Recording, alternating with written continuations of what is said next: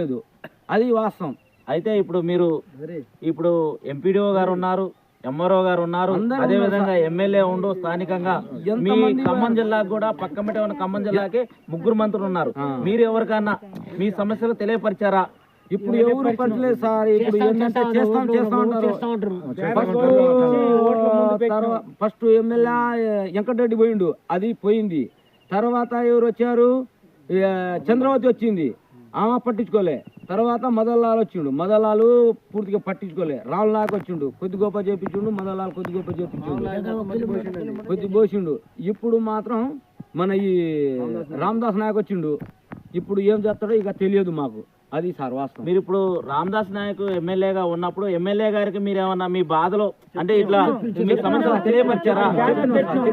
చెప్తే ఎమ్మెల్యే గారు ఏమన్నారు, స్పందించారా? లేకపోతే నేను చేస్తలే అని అన్నాడు సార్. అది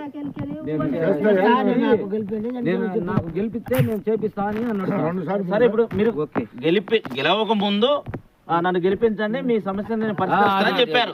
మరి గెలిచిండు, ఎమ్మెల్యే గారు అయ్యారు.